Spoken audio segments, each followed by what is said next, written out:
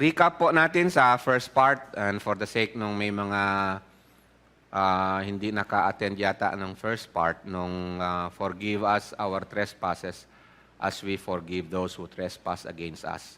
So doon sa first part nung forgive us our sins, makita natin na sa iba't ibang version ng Bible, meron yung forgive us our sins as we forgive those who sinned against us. Meron yung forgive us our debts, yung mga utang. Forgive us our debts as we forgive those who are indebted to us. And then forgive us our trespasses as we forgive those who trespass against us. Sa tatlong salita na ginamit sa translations ng Bible na yan, napaka-importante na inclusive pala lahat yung forgiveness sa atin ng Panginoon. From yung tinatawag na malaking kasalanan. Yung pagkakasala sa Ten Commandments, for example, no? Yun yung talagang malaking, yung flagrant na pagkakasala, yung talagang kitang-kita mo na evil yung gagawin, hanggat doon sa trespasses. Ano po ba most of the time yung trespasses? Trespass means, yun ba ang trespassing? No? Nag-step ka sa outside of your limits. Yun yung meaning ng trespass eh. Nag-step ka outside of the limits. Sometimes, most of the time, yung trespasses na yan, it pertains to sins, yung mga kasalanan na hindi naman katulad ng murder, hindi naman katulad ng rape, ano? Hindi naman katulad ng pagnanakaw, mga ganun. Ano? Yung trespasses na yan, most of the time, yan yung tinatawag yan na personal or very subjective na sin. No? And you know what?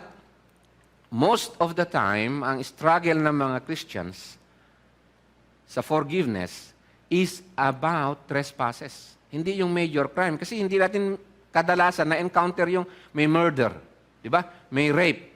O ano pang major na mga sins against, yung ginagamit kong major just for the sake of discussion, na makategorize lang natin parang ganun for the sake ng elaboration ngayon.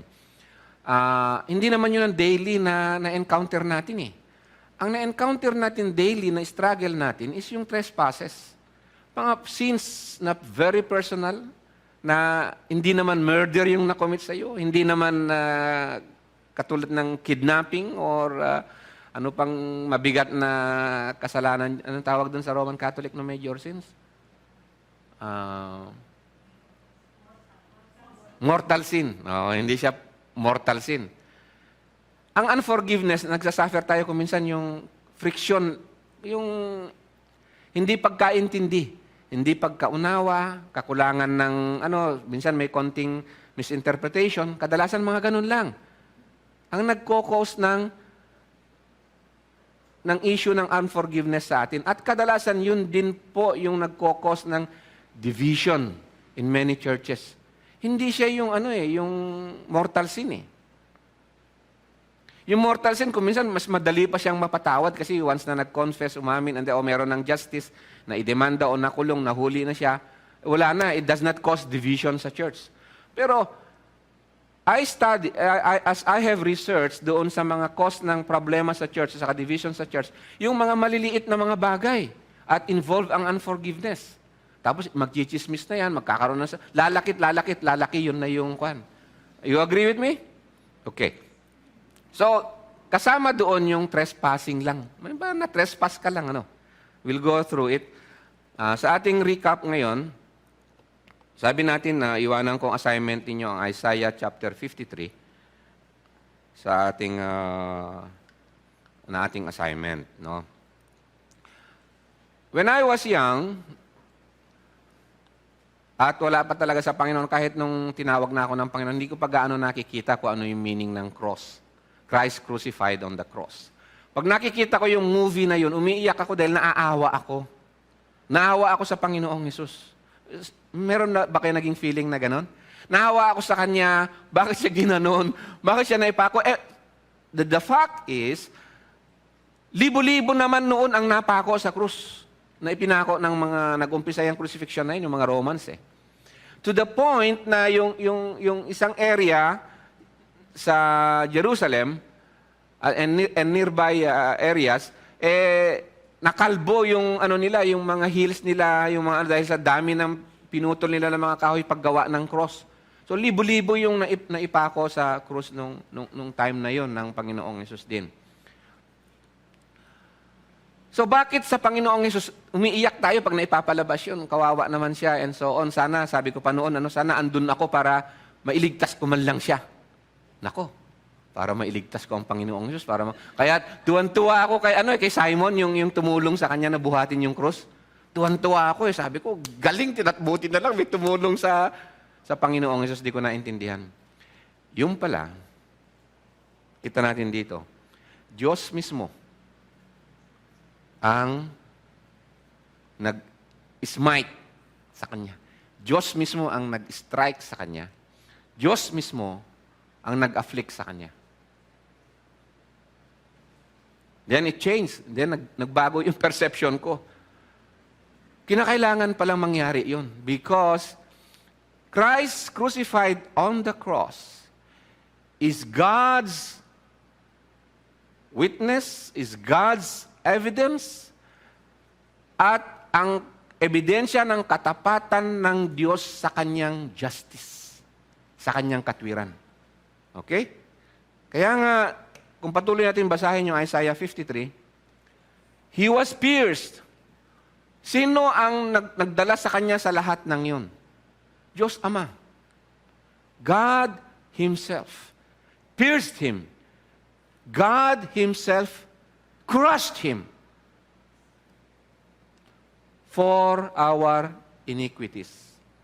Upon Him was the chastisement that brought us peace, and with His wounds we are healed.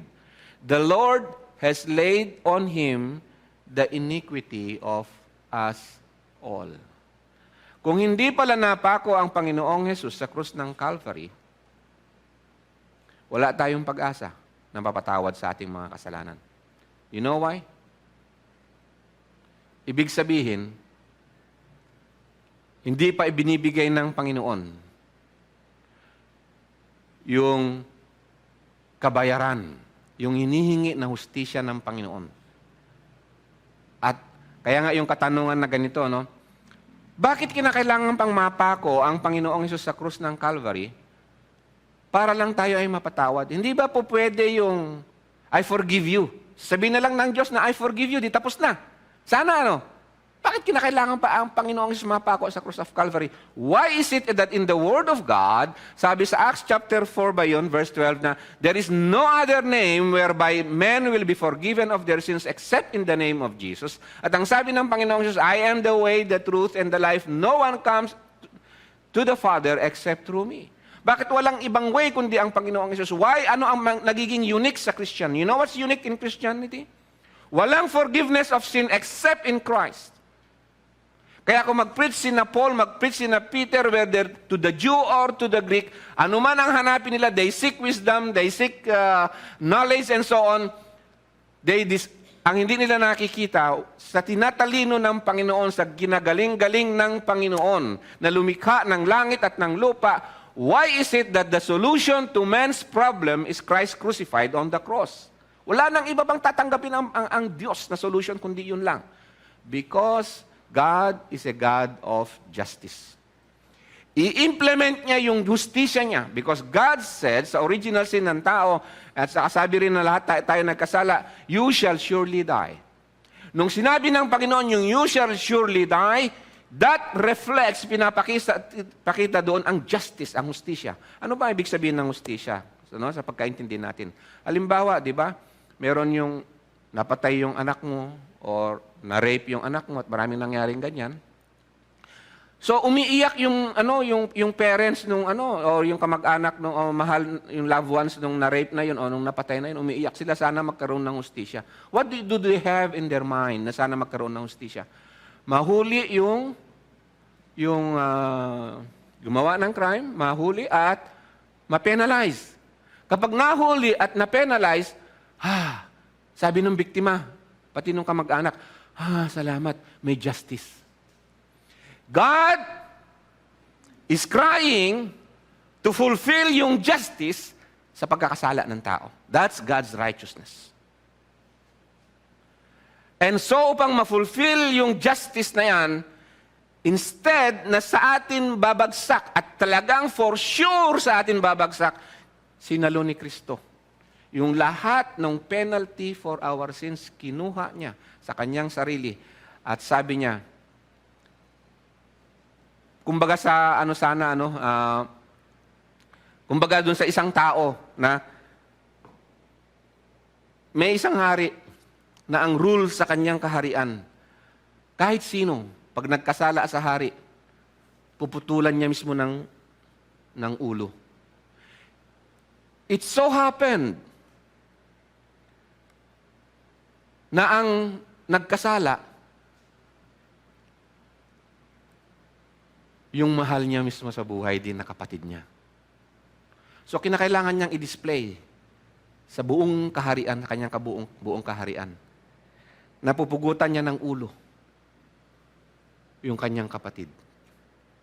So as he went there, para pugutan niya ng ulo ang kanyang kapatid, ginawa niya, tinanggal niya ang kanyang robe. Binaba niya yung siya ang pumunta doon. Sabi niya, ako na lang pugutan niyo ng ulo. That's God's justice. Sa atin yun kinuha niya lahat sa kanyang katawan. Meaning to say, tingnan natin ang meaning ng cross of Christ, the holiness and justice of God demand that a penalty be paid for sin. A penalty be paid for sin. Christ took that penalty on himself. On the cross. God sent Christ to bear our sins. Yun po ang ibig sabihin nun. Means that God does not just shrug off our sin. Kaya nga yung sa forgiveness, kasi kaya kinakailangan maintindihan natin maigi ito. Kasi ang akala natin sa forgiveness, tayo yung may kapangyarihan na magpatawad. Kaya nga meron yung kasabihan na, forgive yourself.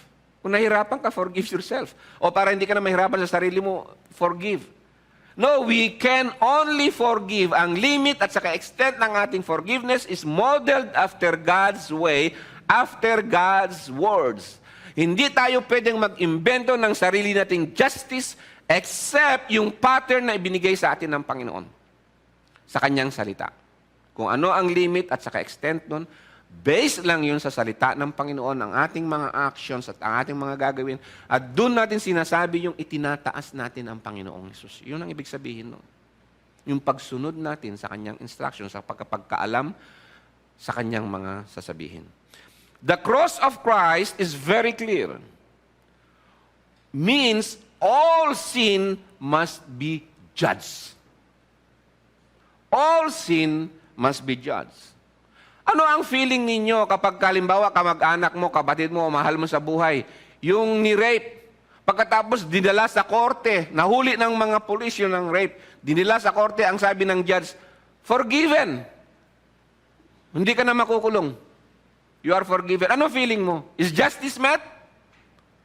Ang hustisya ba ay natupad?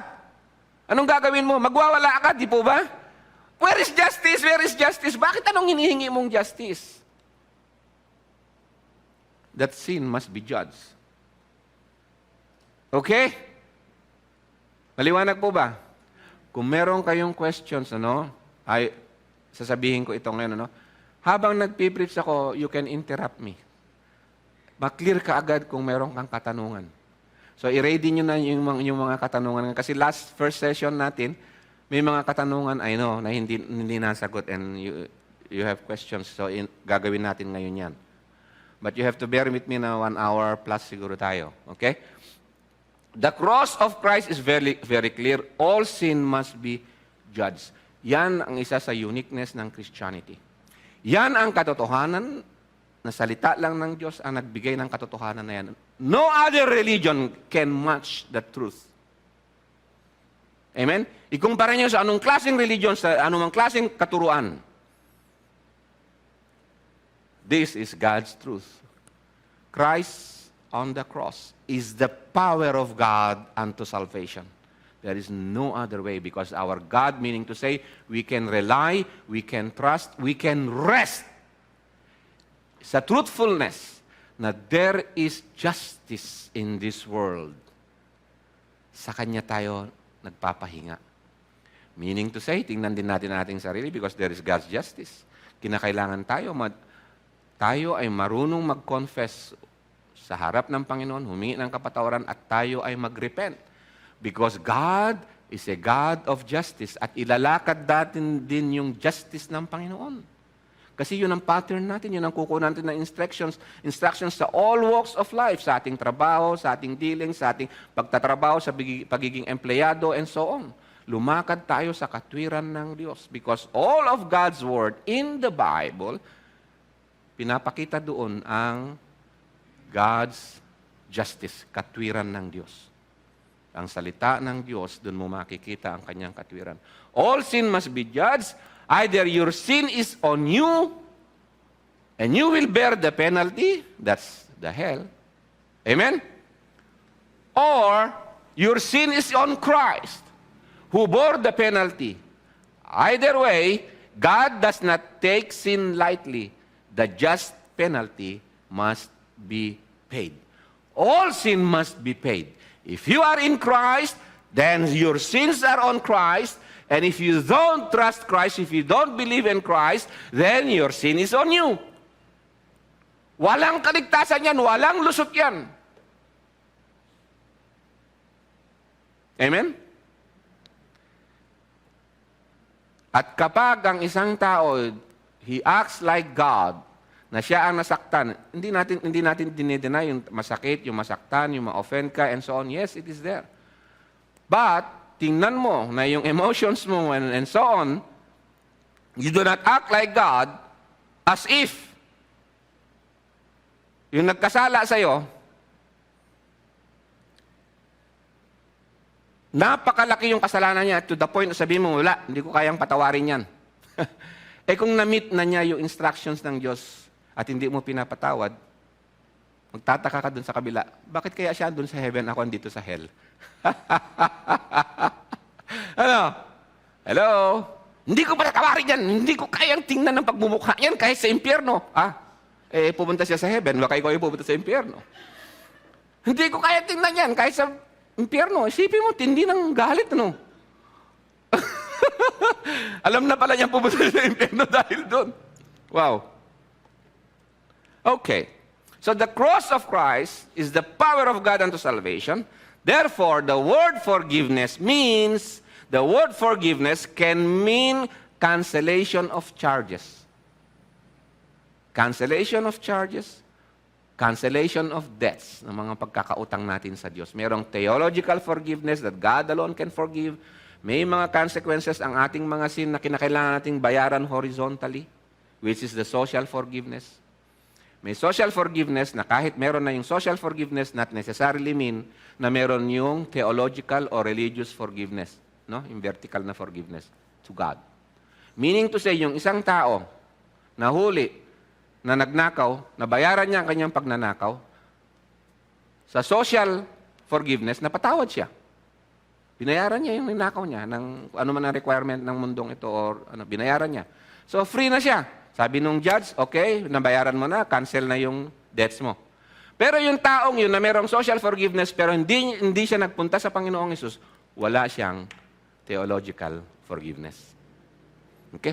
Meron naman yung tao na hindi man siya nagkaroon ng social forgiveness, pero namimit niya, in some cases, namimit niya yung theological forgiveness. What do I mean by that? What do I mean by that? Ito mahirap to, no? Were we able to ask forgiveness sa lahat ng tao na nagawa natin ng kasalanan? No. No. May nagawan tayo ng kasalanan na hindi natin kayang sabihin na because it will destroy so many things. May mga, for example, nung wala pa ang gobyerno na nanguhuli sa kanila, Napatawad sila sa kanilang mga, o hindi na sila na-charge sa kanilang mga nagawang kasalanan noon, pero natagpuan nila ang Panginoong Hesus, pinatawad sila ng Panginoong Hesus. But then, sinasabi pa rin ng Panginoon, so long na everything is hindi naman extraordinary na na pangyayari. Ang social justice ay kinakailangan pa ring ma-meet. Ano ibig ko sabihin? Halimbawa, available yung tao na nagawan mo ng pagkakasala. Hihingi ka pa rin sa kanya alam natin na sa Diyos lang lahat tayo nagkasala, pero dun sa kapatid mo, hihingi ka pa rin sa kanya ng tawad. O tulad ng napag-aralan natin last session, kapag nakapagnakaw ka, kung ano ang sabi doon na ibabalik mo pa rin. At yung tao na magbabalik nung ninakaw niya sa iyo, pag sinabi niya sa iyo na babalik ko ito at sabihin mo, no need, forgiven ka na, pero ready siyang magbayad, forgiven ka na. Ibig sabihin nun, you usurp, kinukuha mo yung position ng Diyos na nagbigay ng instruction na tanggapin mo dapat yung kabayaran, yung fulfillment nung justice na yun. Okay? Napag-aralan natin yan last session. Okay? Katulad nung may hiniram ka, ay, pasensya ka na, nawala ako yung hiniram ko sa iyo na ballpen eh. Uso yan eh. Di po ba? Usong-uso yan. Pasensya ka na, nawala ka. Hayaan mo, maliit lang naman na bagay yon. Hindi po pwede po yung maliit o malaking bagay doon. Kapag may nahiram ka, nawala mo, at alam mo, kaya mo naman bilhin. Bilhin mo, dalhin mo doon. Sorry, hindi siya katulad na ng original na nahiram ko, pero binabalik ko. Tayo nag-a-assume tayo kaagad na maliit lang naman, patatawarin niya ako. To the point na yung extreme na manifestation nun is that mayaman naman siya. Kahit hindi ko na siya bayaran. Di ba may mga taong ganun? Amen? So, ang forgiveness is the word forgiveness can mean cancellation of charges and debts because satisfaction has been rendered. So, kung na kay Christ ka, satisfaction has been rendered. All our sins are forgiven. Because Christ took it all, the satisfaction of God's wrath and God's justice. Kailangan masatisfy yung God's justice. Kaya nga, kung tayo ay empleyado at lalakad ka sa katwiran o justice, babayaran ka araw-araw dun sa sweldo mo, itatrabaho mo yun honestly. To walk in justice. Hustisya yun eh. Kasi pag kinapos ka doon, kinulang mo doon, ninanakawan mo yung kapwa mo. Yung pay sa iyo, ninanakawan mo yun. And so you are walking in injustice. Di ba yung crime is injustice? Amen? Kapag hinihingi ng iyong trabaho ang faithfulness, at hindi mo inilalakad sa faithfulness and loyalty, then you are committing a crime against them. So ang paglakad sa katwiran, paglakad sa righteousness, sa katwiran na tinatawag, ay paglakad, in short, in summary, sa love of God. Hindi lang yung emotional love of God, kundi obedience sa Kanyang commandments, walking in Christian virtue, in honesty, in loyalty, sa kasipagan, and so on. Katapatan sa faithfulness. Ganon din sa mag-asawa. To walk in God's justice sa mag-asawa, lalakad ka sa faithfulness, sa honesty, and so on. Sa mag-boyfriend at sa girlfriend, sa paglakad sa God's justice, kapag nag-date kayo, wala muna. Wala muna. Hello? Hello? Walang nag-amen. Walang may boyfriend dito, ano? Wala pa. Kailangan mo ng God's justice na magka-boyfriend. Lord, bigyan mo ako ng justice, bigyan mo ako ng boyfriend.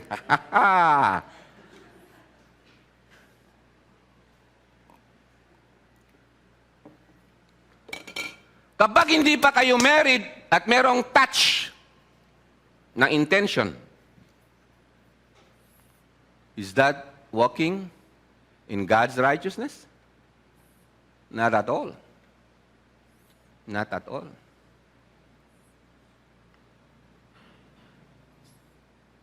Kaya nga in the Bible, makikita niyo yung salitang substitution, propitiation, ransom, redemption. because charges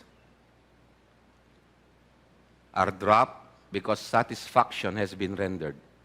Nagawa kasi yung satisfaction. So, yun po ang ating recap. So, punta po tayo sa part 2 natin. May mga warning signs ang unforgiveness, no? Meron ka bang unforgiveness? Meron ka bang ano sa iyong puso diyan? So, may mga warning signs katulad nung sa trabaho, makikita mo yan, di ba? Pagka may ganyan, mag-ingat ka, baka makuryente ka. Yan naman, huwag mong inumin yan, poison yan, mamatay ka. Di ba? Uso yan, dapat, safety measures, yung mga warning signs na ganyan. Anong warning sign na yan? Nuclear radiation. Ano yung warning sign na yan? Keep the distance. Under 21 daw, may social distance. Keep the distance. No kapit. No kapit. Big kong sabihin dyan, under 21, wala mo ng kapit-kapit. Hello? Di ba? May mga warning signs eh. So yung mga magde-date na mga Christians, dapat meron silang face mask, saka face shield. Di ba? Tama po ba?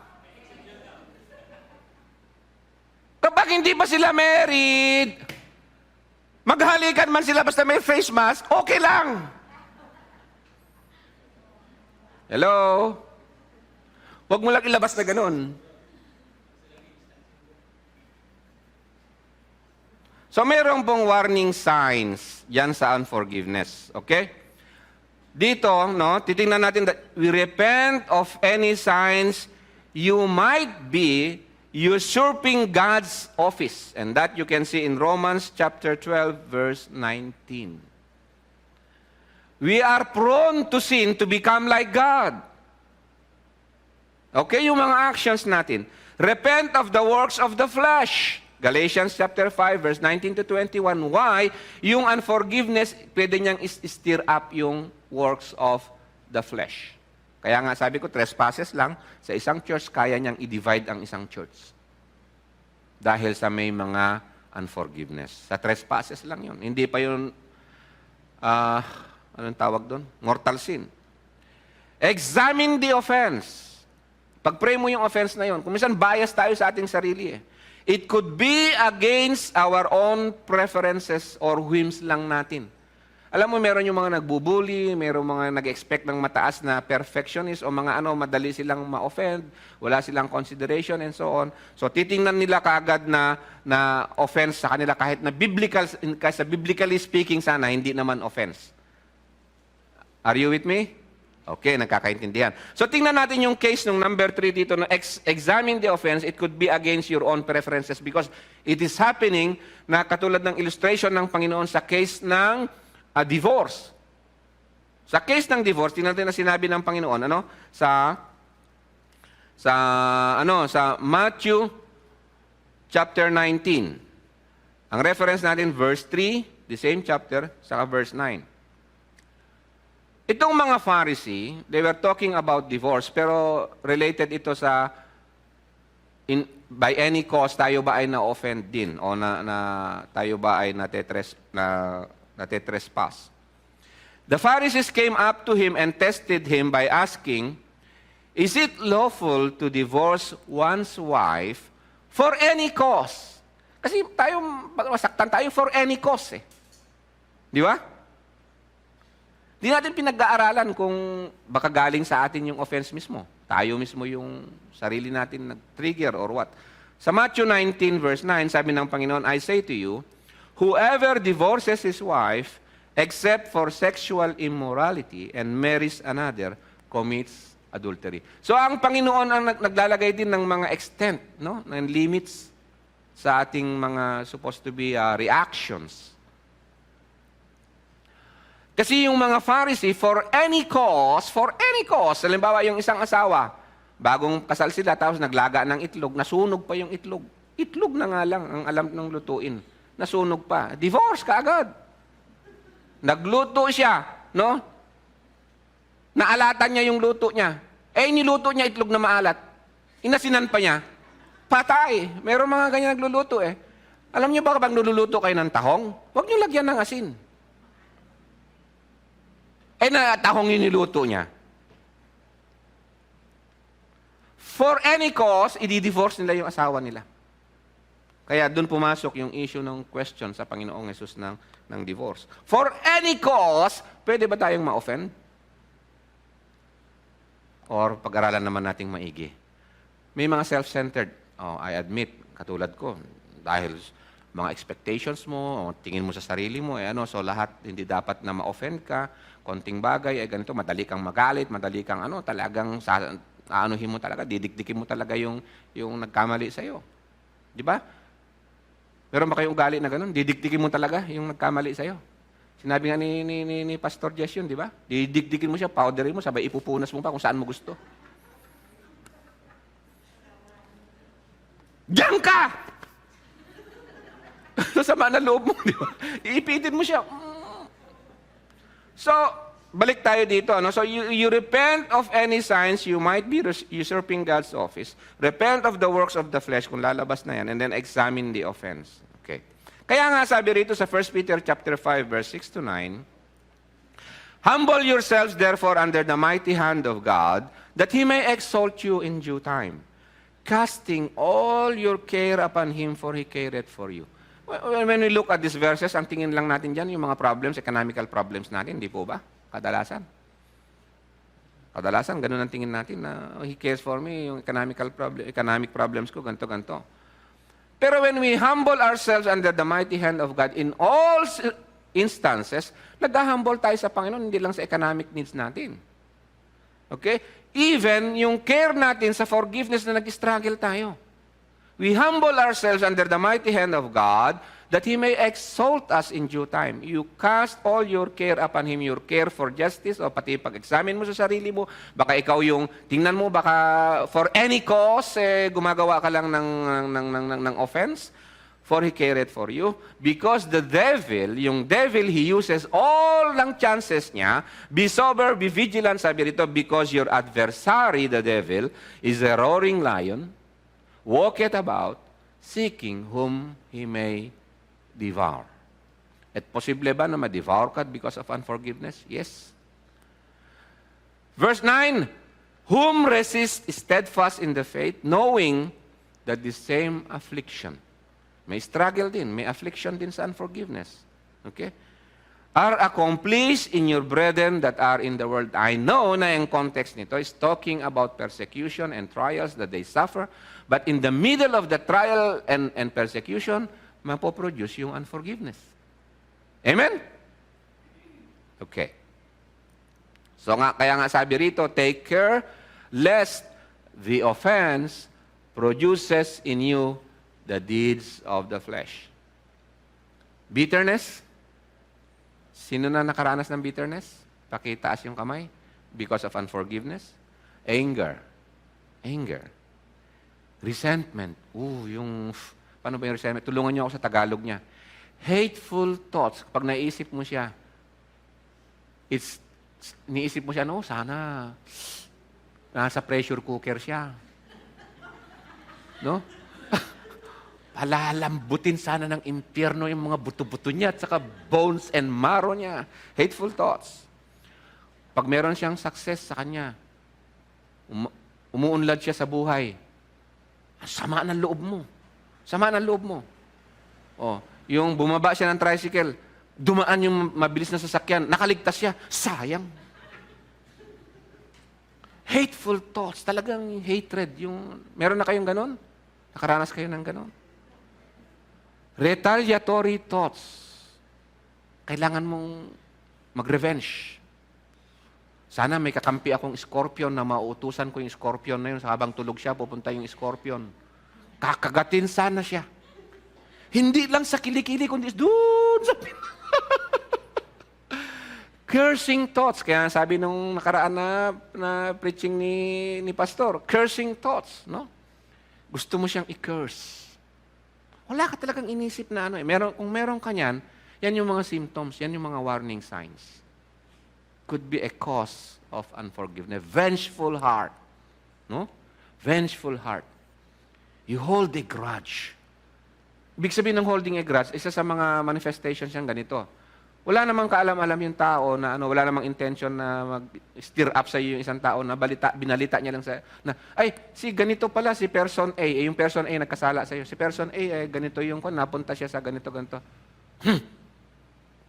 Bahala siya sa buhay niya. You have a grudge. Hindi, may grudge ka eh. Kahit na anong sabihin sa iyo tungkol sa kanya yung taong yun, tingin mo lagi sa kanya puro masama. Yung sabi ng iba dito na meron kasing puhunan. No, yung sinasabi nila may puhunan kasi meron kang ano, no? Thoughts of revenge, ayun, vengeful heart. And then counter-violent ka.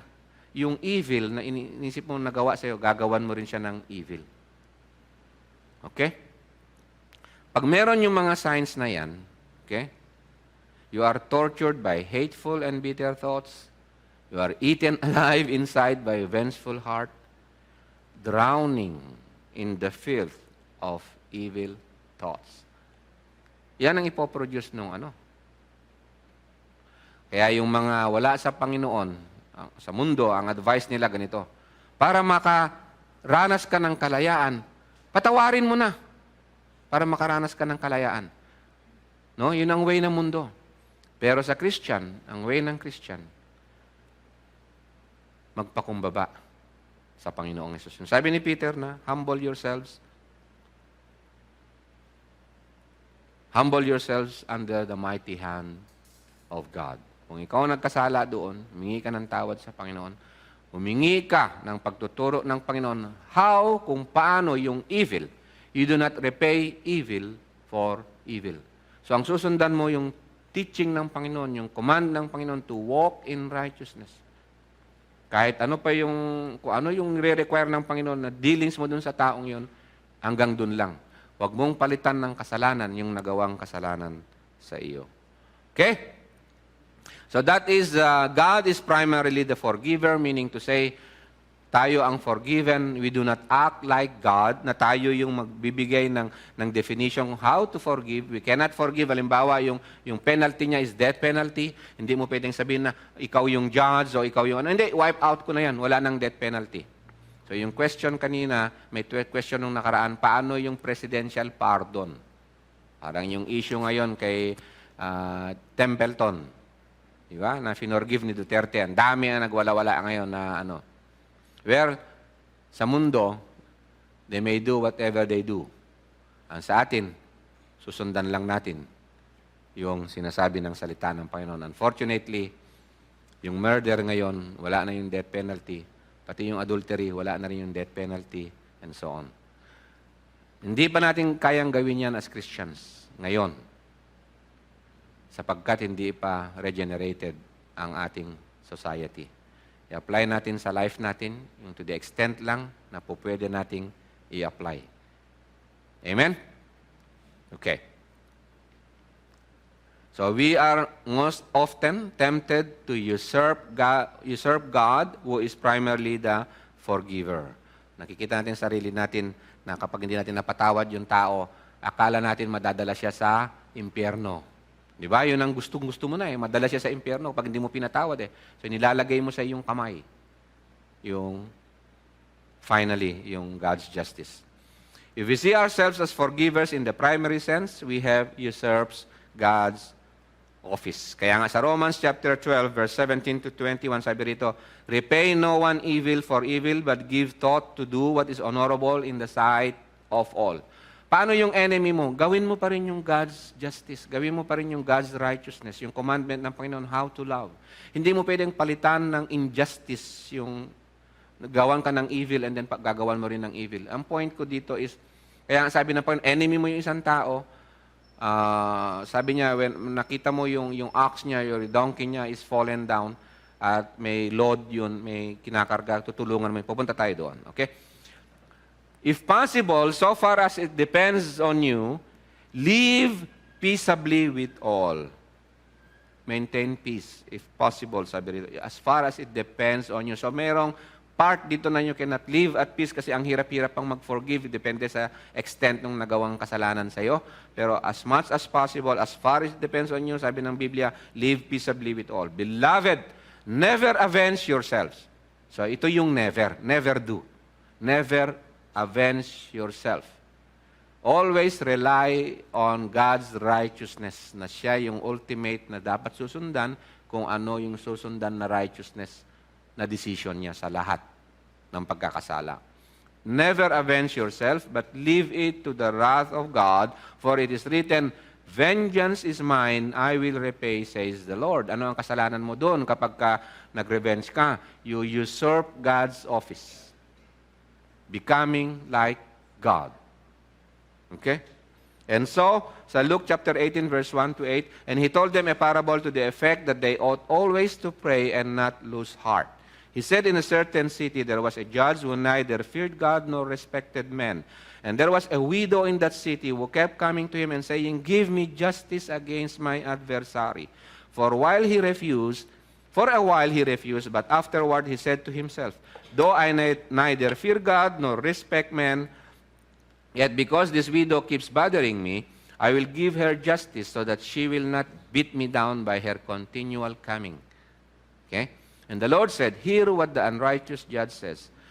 And will not God give justice to his elect who cry to him day and night? Will he delay long over them? I tell you, he will give justice to them speedily. Nevertheless, when the Son of Man comes, will he find faith on earth? See, dito, no? Ibig sabihin nito, yung widow na yun, she knows God's justice. And God alone ang makapagbibigay ultimately doon sa God's justice. At hindi lang ito, no? Siya din, bago siya humingi ng God's justice, alam niya kung ano dapat yun. Ano ibig ko sabihin? Napag-aralan niya, mineditate niya, nilakad niya. Aware siya doon sa God's justice. So lalakad din siya sa God's righteousness. Amen? Yun ang sabi ng Panginoon na, when the Son of Man comes, will He find faith on earth?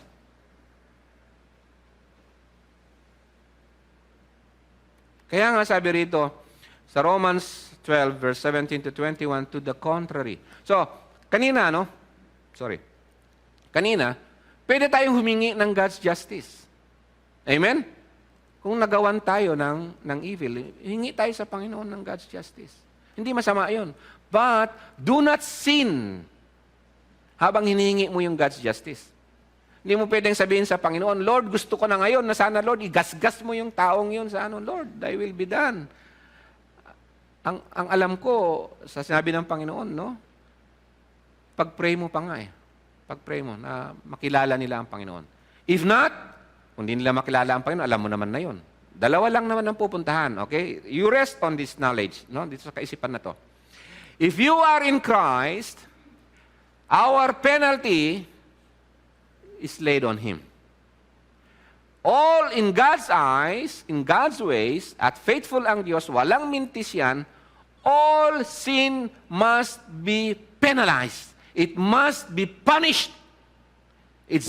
Talagang gagawin ng Panginoon yan. Walang time frame yan. Gagawin niya ng Panginoon. Sa Kanya ang lahat ng time. So if you are in the side of God, in the side of Christ, penalty is taken, is done through Christ.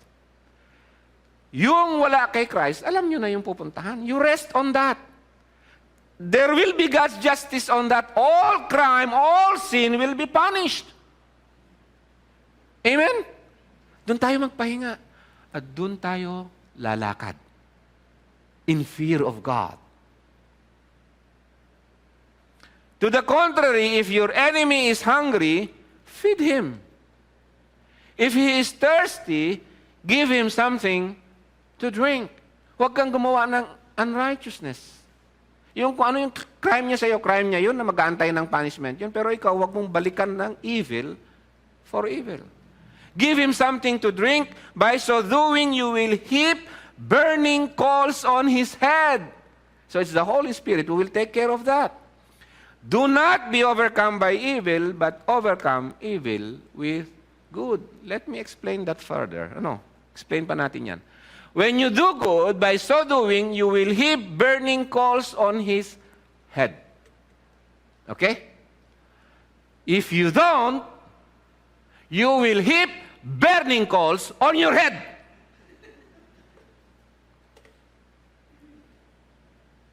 Right? Meron kang vengeful thoughts, meron kang resentment, meron kang grudge, meron kang papatayin kanya sa loob. You are putting burning coals on your own head if you don't obey the instructions of God.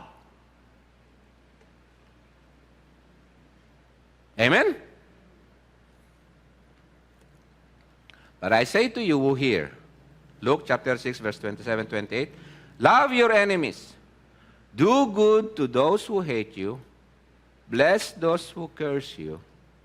Pray for those who abuse you. This does not mean to say that you don't cry out for justice.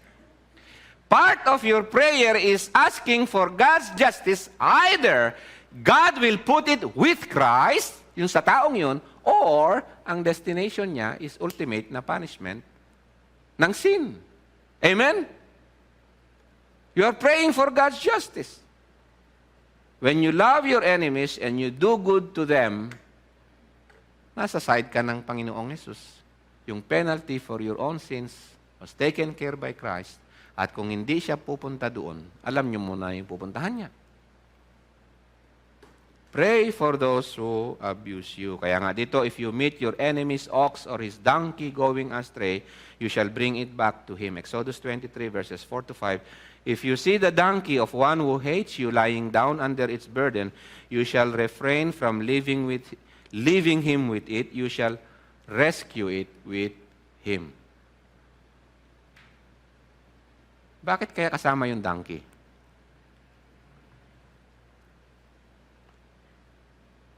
Hindi. Yun lang yung donkey lang ililigtas ko, ikaw sisipain kita dyan.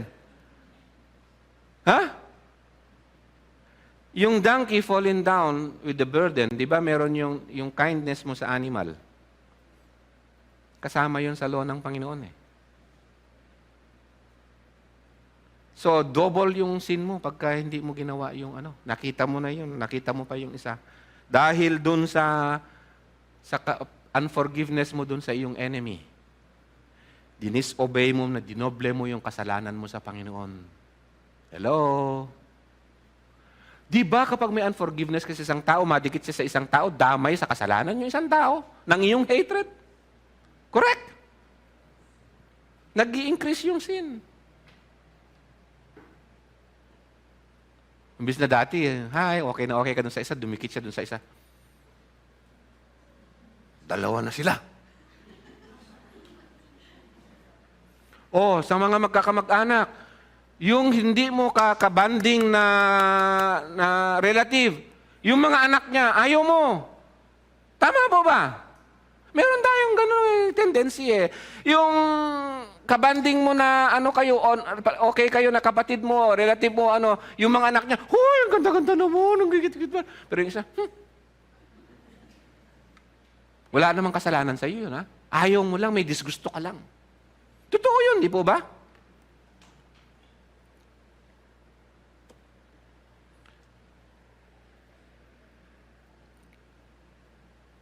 Leviticus 19, verses 17-18. You shall not hate thy brother in thine heart. You shalt in any wise what? Rebuke thy neighbor. So, you are dealing with sin. Amen?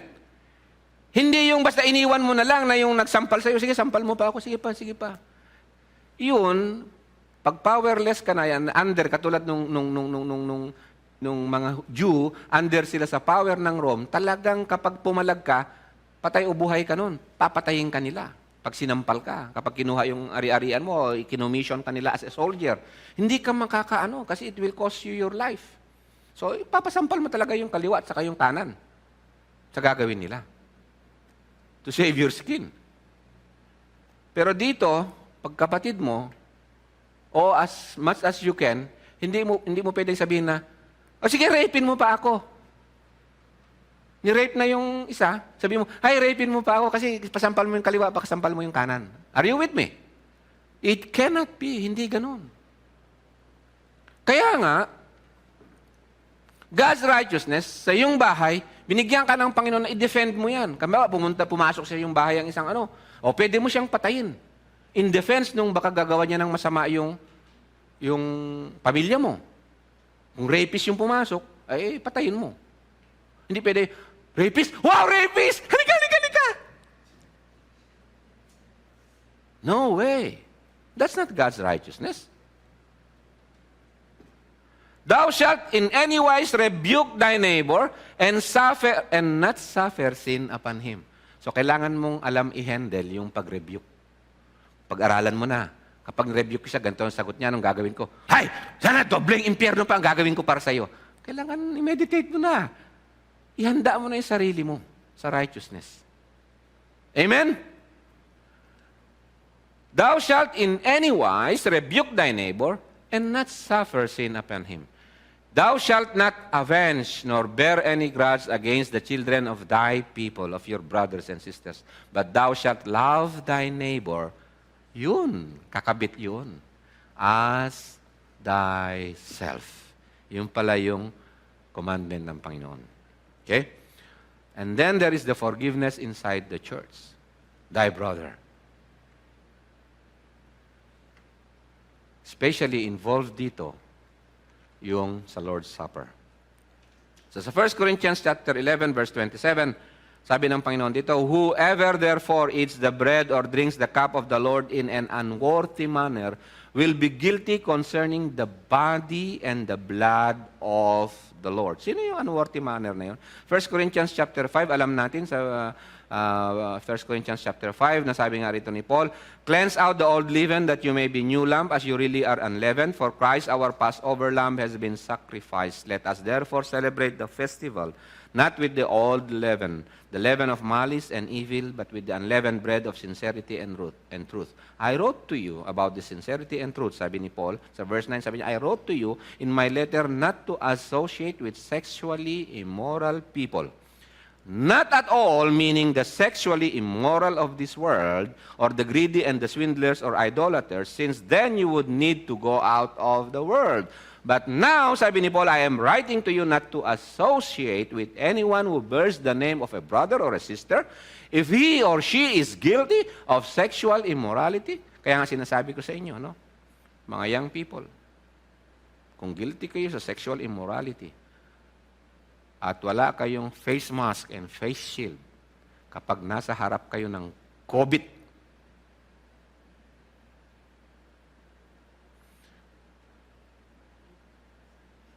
So, sabi niya, who bears the name of a brother, if he or she is guilty of sexual immorality or greed, or is an idolater, reviler, drunkard, or swindler, not even to eat with such a one. You know, we are ready to forgive. Nakita natin yung kapatid natin sexually immoral and so on. And we act like God. Okay lang yan, I forgive. Sa akin, I forgive eh. Ibig sabihin, wala tayong nakikita na ganito sa church.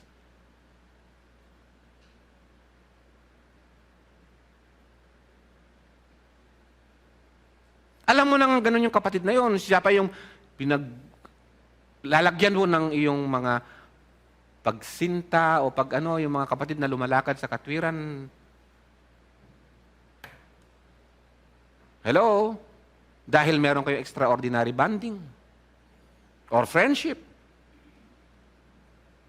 Did we not discuss ang limit and extent of God's forgiveness? Kung ano yung extent and limit na binigay lang niya sa atin?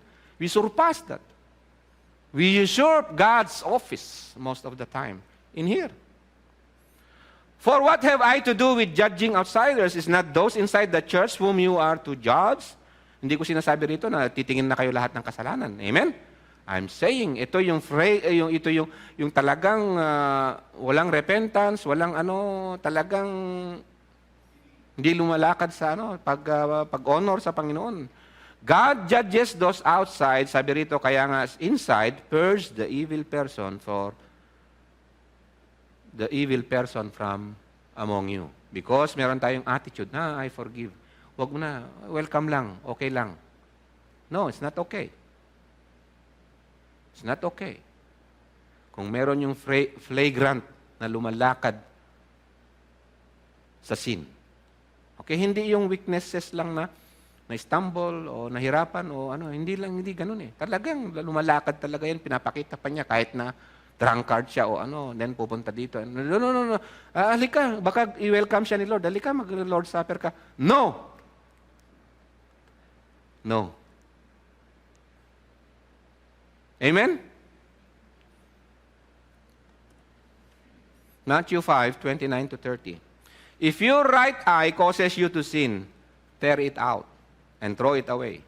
It is better that you lose one of your members than that your whole body be thrown into the hell. And if your right hand causes you to sin, cut it off and throw it away. For it is better that you lose one of your members than that your whole body go into hell. Di ba yun ang sinabi ni Paul dito? Purge the evil person from among you. Bakit? Baka dalhin niya ang buong body sa impyerno. Hello? Hey, big sabihin, Brother Rick, perfect dapat lahat ng Christian. No, it's not what I'm saying. I'm saying a person na hindi after rebuke and so on, hindi marunong mag-repent, hindi lumakad sa repentance and so on, and then wini-welcome mo siya na as if forgiven. Ang ibig ko sabihin, ano ba yung paglakad ng isang forgiven? We are forgiven by God. Kaya sabi niya, forgive us our sins in the Lord's Prayer. Forgive us our sins as we forgive those who sinned against us. So yung forgiven, lumalakad yun in God's grace. Imamanifest niya yung righteousness because when you talk about forgiveness, hindi pwede na absent yung righteousness. Hello? Hindi po pwede. So lalakad ka dun sa katwiran ng Panginoon at ilalakad mo yan when you forgive in terms only of God's Word. Okay? Hindi po pwede yun. Sasabi rito, so if your right hand causes you to sin, Matthew 5:30, cut it off, throw it away. It is better that you lose one of your members than that your whole body go to hell.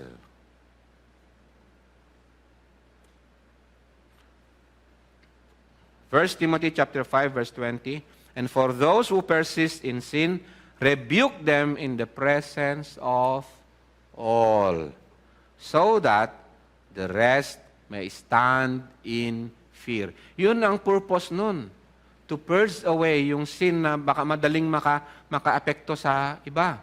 Ay, okay lang pala yung ganun. Wala lang palang judgment ang church. Wala namang ganong tinitingnan na holiness sa loob ng church. So makita mo, daming rebelde and violent inside the church. Chismis is going on, slander is going on, and so on. There is no fear of God.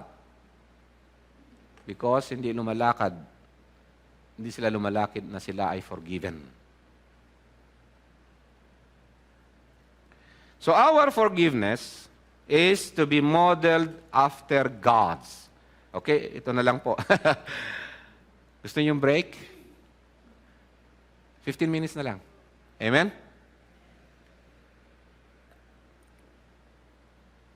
Let's try to finish as much as we can.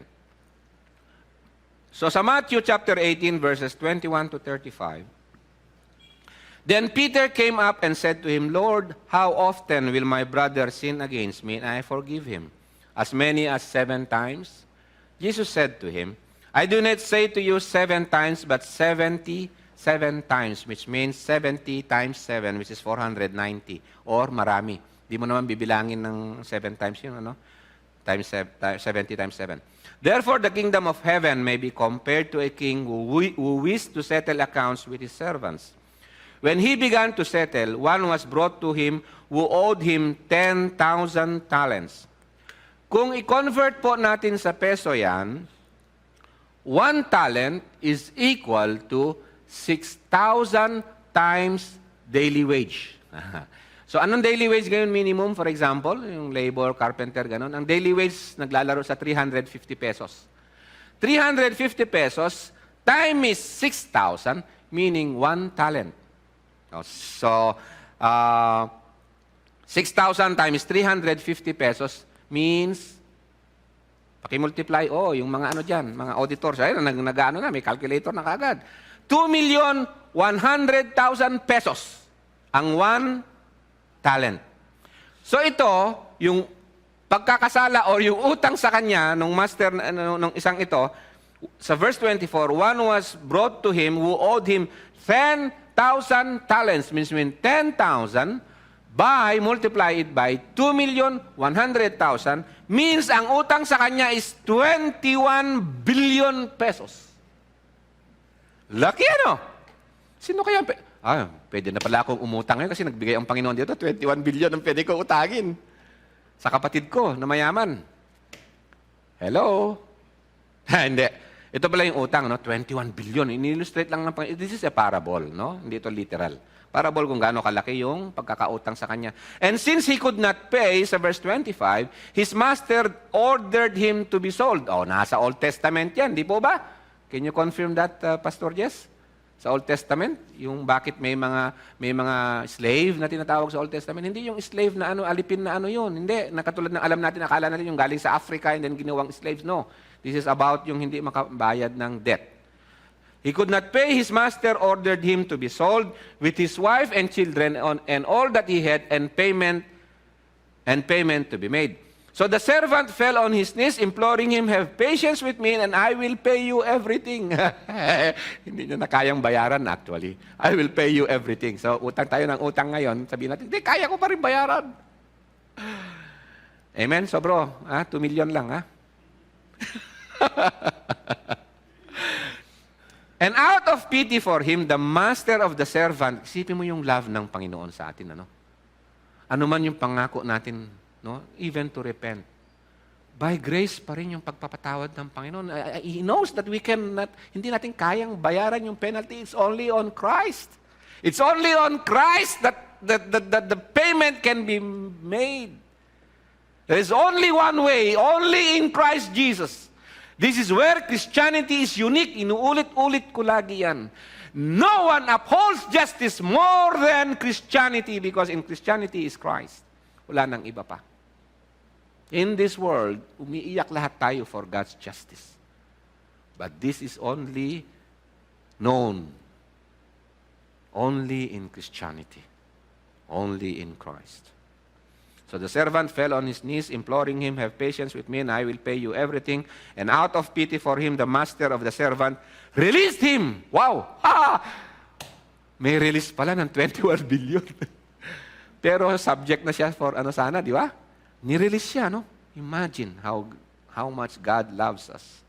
But when that same servant, ito na yung attitude sa forgiveness, went out, he found one of his fellow servants who owed him 100 denarii.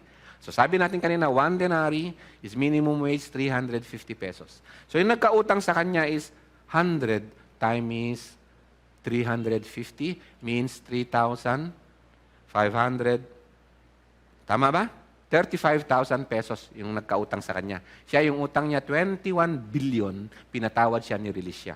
Ito nagkautang sa kanya is 35,000 pesos. So sabi niya, dun sa nagkautang sa kanya, and seizing him, he began to choke him saying, pay what you owe. Umpisa pa lang, choke na kaagad eh. Yung isa, see the difference, ano? Yung isa, pumunta siya, humingi siya ng tawad.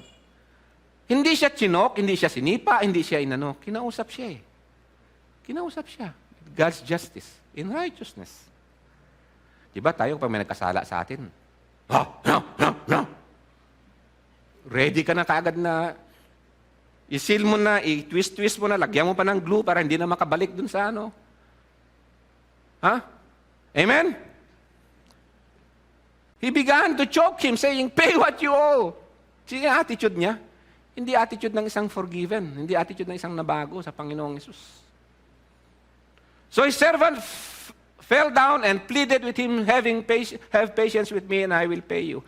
He refused and put him in prison until he should pay the debt. Pinakulong niya talaga. May nakukulong ba sa utang? Kaya maraming nangungutang kasi wala daw nakukulong sa utang. Pag kinulong ka ng Panginoon, dead ka. Okay? Verse 31, when his fellow servants saw what had taken place, they were greatly distressed. Umiyak siya for God's justice. They went and reported to their master all that had taken place, and when this master summoned him and said to him, you wicked servant. Hindi ka na bago. Hindi ka lumakad sa God's righteousness. Hindi ka forgiven. Kaya nga, if you do not forgive men their trespasses, your heavenly Father will not forgive you your trespasses. I forgave you all that debt because you pleaded with me, and should not you have had mercy on your fellow servant as I had mercy on you? And in anger his master delivered him to the jailers until he should pay all his debt. So also my heavenly Father will do to everyone if you do not forgive your brother from how do we forgive from the heart? By God's way, by God's instruction. It is not, sabi ko kanina, na okay, nagkasala ng rape. I forgive you, sabi ng judge. No, God's way, forgiving from the heart is, na-meet yung justice, and from your heart, wala ka nang hinuhold na anumang grudge. Okay? When you say you forgive, yung kapatid mo nagrepent, pumunta sa iyo, and then you forgive, wala ka nang grudge, wala ka nang isisingil pa. Wipe out, canceled yung sin. Pag tingnan mo siya, ang purpose, ang goal ng forgiveness is for reconciliation. Sa magkakapatid, pag meron ng reconciliation, hindi yung makikita mo siya, and then maalala mo uli, kukwento mo pa uli. Wala na. From the heart. Amen? Hindi mo na, pag na-recall mo, you set it aside. Hindi mo na forget, but you don't want to remember, hindi mo na siya ilalabas para ilalabas pa uli yung offense nung napatawad mo. Yun ang pagpapatawad sa atin ng Panginoon. Forgiving from the heart. Kung hindi from the heart yung pag-forgive sa atin ng Panginoon, ano sana asahan natin? Amen? So anong pattern? God's Word. God's way. Our forgiveness is to be modeled after God's way, God's words. Ephesians chapter 4, verse 32, be kind to one another, tender-hearted. Kasi kapag hindi ka pala tender-hearted, pag hindi ka tender-hearted, madaling maka-offend sa iyo ibang tao eh. Tama po? Okay, so that's why sabi niya, be kind to one another, tender-hearted, forgiving one another, as God in Christ forgave you.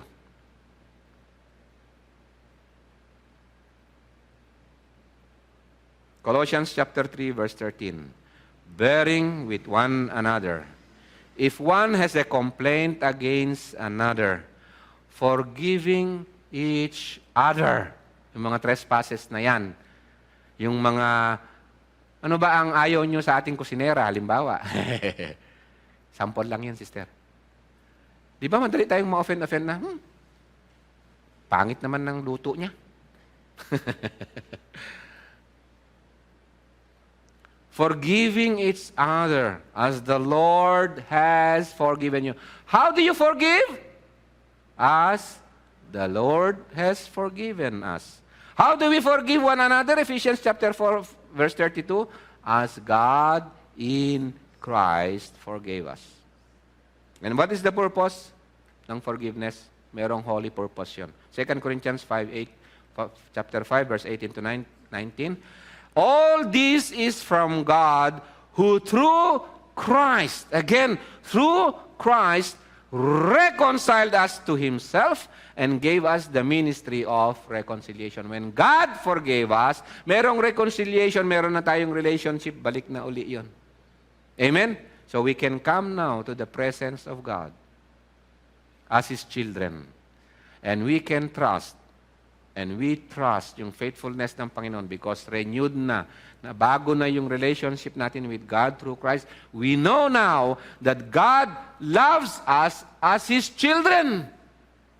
He loves us as His children. Kaya sa Romans chapter 8, sabi ni Paul, with confidence and by the word of the Holy Spirit, God works for good to those who love Him. Saan man ang kalagayan mo ngayon, you can trust that God loves you. Pero hindi ayon sa dictate mo. Hindi ayon sa gusto mo. Ayon sa kanyang glory in Christ. Hindi ayon sa hinihingi mo. Hindi ayon sa iyong will. Kundi ayon sa will of God. What you have to do is only to rest in Him. Hindi mo pwedeng ikumpara yung sarili mo sa iba. Na bakit siya, kung mas mahal mo siya, mas mayaman siya, ako, na mas mahal mo, mas mahirap ako. No, you cannot do that. Hindi tayo binibigay ng Panginoon yung privilege na yun. Privilege na yun, nasa Diyos na siya ang magmamahal. Amen? Okay, so, hindi na ako pupunta pa sa iba. Kaya nga yung isa na nagsisi sa kasalanan, yung nabasa natin kanina sa Corinthians na purge away the evil from among you. Kung siya ay magbalik loob, sabi dito 2 Corinthians chapter 2 verses 6 to 8, it's for reconciliation. For such a one, this punishment by the majority is enough, sabi ni Paul nung na-excommunicate siya. Sa verse 7, so you should rather turn to forgive and comfort him. Yun namang nagbalik loob, come and comfort him. Forgiven na siya eh. Amen? Reconcile, be reconciled back. Yung mag-asawa actually, ang most of the time applicable sa kanila, yung they sin more than 7 times in a day sa bawat isa. Bakit ka tumatawa, Sister Gina? Binibilang mo ba? Hindi. Amen. Thank you sa interaction. Kinakailangan ba ang forgiveness? Kinakailangan mag-repent yung isang party? I-confess niya para mo forgive? Yes and no. Yes and no. Kailangan ba ng verbal? Yes, in the case nung pero alam nyo sa mag-asawa, magme-make up ka na lang eh. Hindi mo na sinasabi. Sa dami ba naman nagkakasala ka more than 10 times? Hindi mo na i-confess lahat. Binabago mo na lang yung action mo, right? Yun lang ang exclusion, okay? Sa iba, kinakailangan talaga ng verbal admittance doon. Sometimes sa friends natin, welcome na natin kahit sa mga kapatid natin na nagme-makeup. Mararamdaman mo naman, di po ba? Didikit-dikit. And then, okay. Tapos nakikita mo nagbago na yung attitude sa'yo. I'm not talking about yung sins na major, no? Yung kinakailangan talaga mag-repent. Katulad kanina dito. So ito, nag-repent, so forgive him, comfort him, or he may be overwhelmed by excessive sorrow, excessive guilt. Hindi siya na-release doon sa guilt. Kailangan mong i-release sa guilt. Katulad ng pag-release ng Panginoon sa ating guilt. So I beg you, meron ka ng action dyan. Kaya yung mag-forgive, huwag yung napatawad mo lang. Meron kang action dito. I beg you to reaffirm your love for him. So kapag si Mr. o si Mrs. pinatawad niya si Mr., i-reaffirm niya uli yung love niya sa kanya. Hello? Amen? Opo. Ang sweet-sweet nilang uuwi ngayon. Pero huwag sobra yung sweetness kung hindi pa kayo kasal, ha? Baka masobrahan yung sweetness. Magsuot muna kayo ng face shield saka face mask. Okay? So, meron kayong questions? Questions? Okay? Ang hindi ko pa natakil na isa, Hebrews chapter 10, forgive me, okay? Gusto ko ipakita talaga ito. Sabi ng Panginoon, kung siya ay nag-forgive, I will remember their sins and their lawless deeds no more. Ang sabi kasi nung iba, may sakit pala ng demensya ang Diyos, nakakalimutan niya. Kung Diyos siya, bakit siya nakakalimot? Hindi nakakalimot ang Panginoon. Kaya hindi applicable sa Panginoon yung forgive and forget eh. Because hindi po totoo, hindi po reality yung forget. Yung pagiging forgetful, kung may sakit ka na. Pero kung normal kang tao, you cannot forget. Pero, even if you remember, you don't bring the case against na. Okay? That is the beauty of forgiveness. Yung paglalabas yung sin, aanuhin mo siya. Gaganunin mo siya para hindi lalabas yung ulo niya. You don't put it in remembrance because you already forgave. Pupunta ba sa memory mo? Yes, lalabas yun. Pero gaganunin mo because you know, ang Diyos din hindi niya ilalabas yung kasalanan mo sa iyo. Amen? I will remember their sins and their lawless deeds no more. Kaya nga, 70 times 7. So, hindi mo na pwedeng sabihin na nakakaisa ka na, nakakadalawa ka na, nakakatatlo ka na. Whenever you forgive, fresh. Unang kasalanan niya pa lang yun. Unang kasalanan niya pa lang yun. Amen? Okay. So, where there is forgiveness of this, there is no longer any offering for sin. Only in Christ. the author and perfecter ng ating salvation. Only in Christ is there forgiveness. He is the only way, the truth, and the life. Gusto ko na talagang i-close eh. Kaya lang, pwede ba 5 minutes pa? 5 minutes? 5 minutes na lang. Luke chapter 17. Importante lang ito. So sabi ng Panginoon, take heed to yourselves. If thy brother trespass against thee, rebuke him. If he repent, forgive him. If he trespass against thee 7 times in a day, and 7 times in a day turn again to thee, saying, I repent, thou shalt forgive him. Mahirap ano? Pakahirap naman. And so the apostle said unto the Lord, Lord, increase our faith. Ang hirap yung inihingi mo na yan, Lord, increase our faith. Anong sagot ng Panginoon?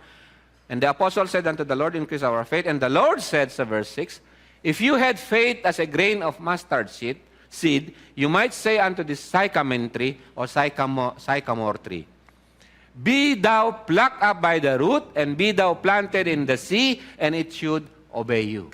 Anong sinasabi ng Panginoon dito? Ang sabi ng mga apostles, Lord, ang hirap naman yan, 7 times a day, magpapatawad ako. Alam niyo yung sycamore tree? Yung sycamore tree is a tree na, ang sabi dun sa research ko, is umaabot ng 100 feet yung lalim nung roots niya. Oh, ang lakas nito against bagyo. At pag nakain mo yung leaves ng sycamore tree o yung fruits niya, bitter siya. Mapait. So yung unforgiveness, pag nakain mo, ang pait ng fruits. Nakakalason pa ng iba. So dito, no, in illustration, ganyang kalaki yung sycamore tree. Pagkatapos, humingi ka sa Panginoon ng faith to forgive 7 times in a day, 7 times in a day pupunta naman sa iyo, I repent, di po ba? Lord, ang hirap naman yan. Hindi, sabi ng Panginoon, if you have faith as small as the size of this, you can forgive.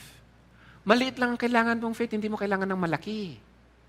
Nasabihin mo, your sins are forgiven and they are thrown into the sea. Di ba ang Panginoong Jesus, pinatawad niya tayo, yung ating mga kasalanan, tinapon niya sa ilalim ng dagat? Hello? Eh Lord, ang hirap. Hindi, konti lang ang kailangan mong faith. Ha? Ano ibig sabihin nun? All you have to do is to obey the Lord. As small faith as that. Amen? Hindi na kinakailangan ng special faith pa para it will be thrown into the sea. Small lang ang kailangan. Small lang yung pag-obey mo, sabi ni Lord. Kaya mo itapon yung sycamore tree na yan sa dagat. Kahit na 100 feet pa yung lalim niya, laki niyan, no? Sabi mo lang, I have a faith as small as a mustard seed. You are forgiven. Because you are able to say that because Christ instructed us to say that.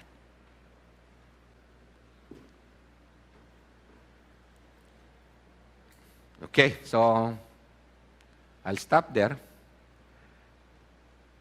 Forgive me for the long time.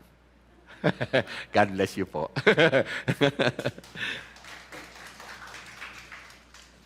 God.